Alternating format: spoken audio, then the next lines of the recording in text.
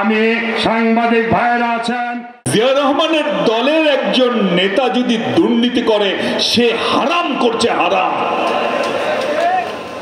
রাখবেন বিএনপি, আপনি জিয়া রহমান দল করে দুর্নীতি করা ভাই হারাম। অবশ্যই কোনটি হারাম কোনটি হালাল তা অবশ্যই আল্লাহর নির্ধারিত পথেই নির্ধারিত হবে। মুসলমানদের শুয়োরের গোশত খাওয়া যেমন হারাম,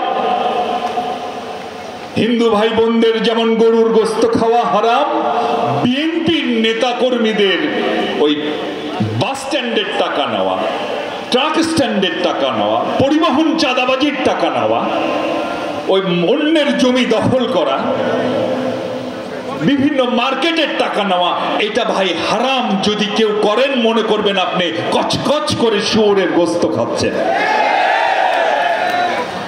জিয়া রহমানের সৈনিক আমরা।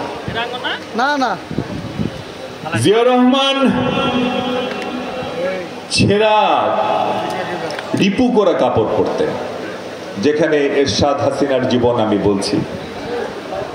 রিপু করা কাপড় পরতেন,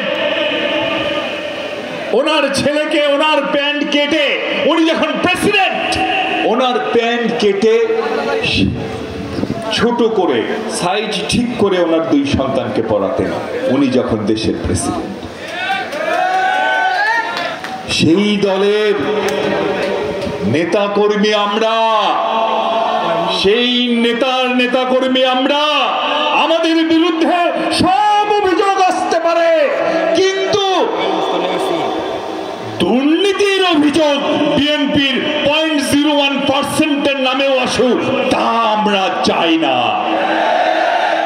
মনে রাখবেন বিএনপি, আপনি জিয়া রহমান দল করে দুর্নীতি করা ভাই হারাম। অবশ্যই কোনটি হারাম কোনটি হালাল তা অবশ্যই আল্লাহর নির্ধারিত পথেই নির্ধারিত হবে। আমি একজন দলের নেতা হিসেবে আমার অনুভূতি থেকে বলছি, জিয়া রহমানের দলের একজন নেতা যদি দুর্নীতি করে সে হারাম করছে, হারাম। মুসলমানদের শুয়োরের গোশত খাওয়া যেমন হারাম, হিন্দু ভাই বোনদের যেমন গরুর গোশত খাওয়া হারাম, বিএনপির নেতা কর্মীদের ওই বাস স্ট্যান্ডের টাকা নেওয়া, ট্রাক স্ট্যান্ডের টাকা নেওয়া, পরিবহন চাঁদাবাজির টাকা নেওয়া, ওই অন্যের জমি দখল করা, বিভিন্ন মার্কেটের টাকা নেওয়া, এটা ভাই হারাম। যদি কেউ করেন মনে করবেন আপনি কচকচ করে শুয়োরের গোশত খাচ্ছেন।